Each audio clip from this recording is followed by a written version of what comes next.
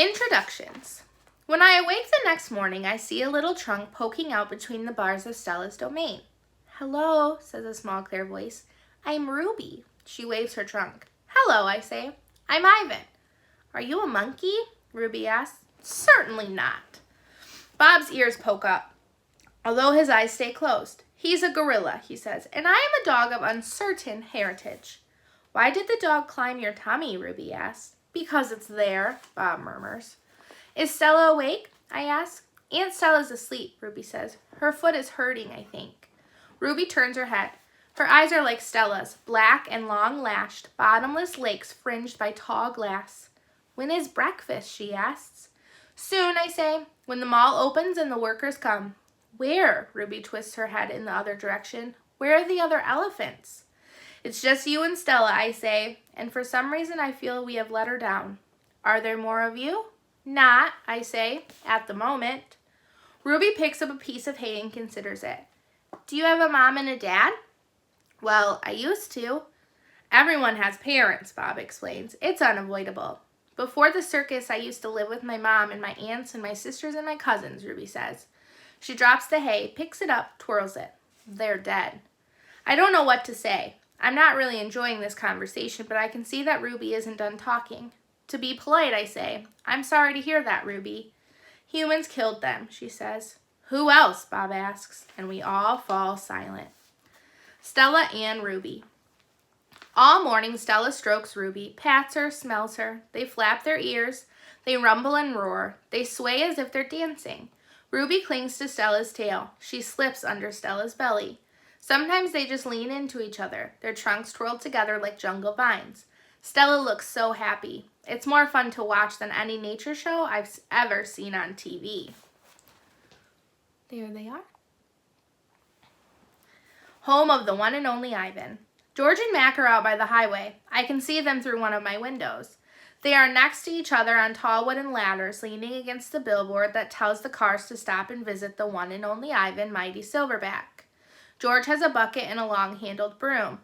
Mac has pieces of paper. He slaps one against the billboard. George dips the broom into the bucket. He wets the paper with the liquid from the bucket, and somehow the paper stays in place. They put up many pieces before they are done.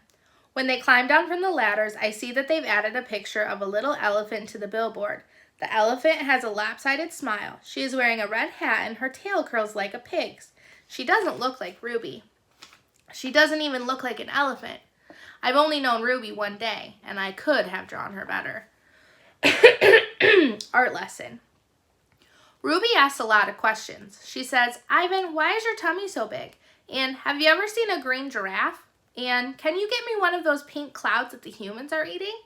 When Ruby asked, "What is that on your wall?" I explain that it's a jungle. She says the flowers have no scent, and the waterfall has no water, and the trees have no roots. I'm aware of that, I say. It's art, a picture made with paint. "Do you know how to make art?" Ruby asks. "Yes, I do," I say, and I puff up my chest just a little. I've always been an artist. I love drawing. "Why do you love it?" Ruby asks. I pause. I never talked to anyone about this before. When I'm drawing a picture, I feel quiet inside. Ruby frowns. "Quiet is boring." "Not always." Ruby scratches the back of her neck with her trunk. "What do you draw anyway?" "Bananas mostly. Things in my domain. My drawings sell at the gift store for $25 a piece with a frame." "What's a frame?" Ruby asks. "What's $1? What's a gift store?" I close my eyes. "I'm a little sleepy, Ruby." "Have you ever driven a truck?" Ruby asks. I don't answer. "Ivan," Ruby asks, "can Bob fly?" A memory flashes past, surprising me. I think of my father snoring peacefully under the sun while I try every trick I know to wake him. Perhaps, I realize, he wasn't really such a sound sleeper after all. Treat. "How's that foot, old girl?" George asks Stella. Stella pokes her trunk between the bars. She inspects George's right shirt pocket for the treat he brings her every night without fail. George doesn't always bring me treats. Stella's his favorite, but I don't mind. She's my favorite too. Stella sees that George's pocket is empty. She gives George a frustrated nudge with her trunk, and Julia giggles. Stella moves to George's left pocket and discovers a carrot. Nimbly, she removes it. Mac walks past. Toilet's plugged up in the men's bathroom, he says. Big mess. I'll take care of it, George sighs. Mac turns to leave. Before you go, Mac, George says, you might want to take a look at Stella's foot. I think it's infected again. Darn thing never does heal up right, Mac rubs his eyes. I'll keep an eye on it. Money's tight, though. Can't be calling the vet every time she sneezes. George strokes Stella's trunk. She inspects his pocket one more time just in case. Sorry, girl, George says as he watches Mac walk away. Elephant jokes. Ivan, Bob? I blink. The dawn sky is a smudge of gray flecked with pink. Like a picture drawn with two crayons, I can just make out Ruby in the shadows, waving hello with her trunk. Are you awake? Ruby asks. We are now, says Bob. Aunt Stella's still asleep, and I don't want to wake her because she said her foot was hurting, but I'm really, Ruby pauses for a breath. Really bored. Bob opens one eye. You know what I do when I'm bored? What? Ruby asks eagerly. Bob closes his eye. I sleep. It's a little early, Ruby, I say. I'm used to getting up early. Ruby wraps her trunk around one of the bars on her door. At my old circus, we always got up when it was still dark, and then we had breakfast and we walked in a circle, and then they changed my feet up, and that really hurt. Ruby falls silent. Instantly, Bob is snoring. Ivan, Ruby asks, do you know any jokes? I especially like jokes about elephants. Well, let me see. I heard Mac tell one once. I yawn. How can you tell that an elephant has been in the refrigerator? How? By the footprints in the butter. Ruby doesn't react. I sit up on my elbows trying not to disturb Bob. Get it? What's a refrigerator? Ruby asks. It's a human thing, cold box with a door they put food inside. They put food in the door or food in the box. And is it a big box? Ruby asks, or a little box? I can see this is going to take a while, so I sit up all the way. Bob slides off, grumbling. I reach for my pencil, the one I snapped in half with my teeth. Here, I say, I'll draw you a picture of one. In the dim light, it takes me a minute to find a piece of paper Julia gave me. The page is a little damp and has a smear of something orange on it. I think it's from a tangerine. I try my best to make a refrigerator. The broken pencil is not cooperating, but I do what I can. By the time I'm done, the first streaks of morning sun have appeared in flashy cartoon colors. I hold up my picture for Ruby to see. She studies it intently. Her head turns so that one black eye is trained on my drawing. Wow, you made that? Is this the thing you were telling me about before? Art?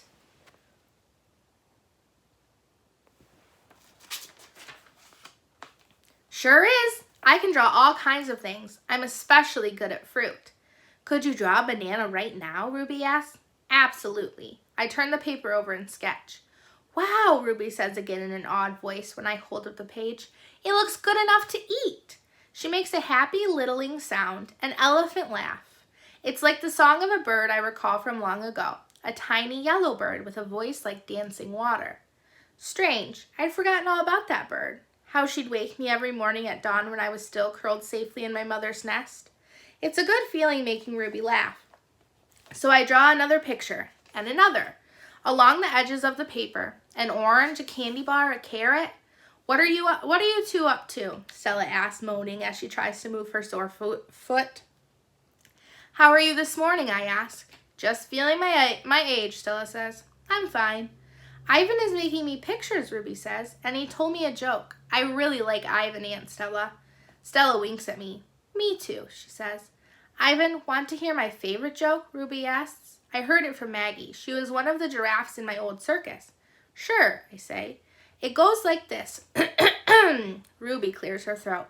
What do elephants have that nothing else has? Trunks, I think, but I don't answer because I don't want to ruin Ruby's fun. I don't know, Ruby, I reply. What do elephants have that nothing else has? Baby elephants, Ruby says. Good one, Ruby, I say, watching Stella stroke Ruby's back with her trunk. Good one, Stella says softly.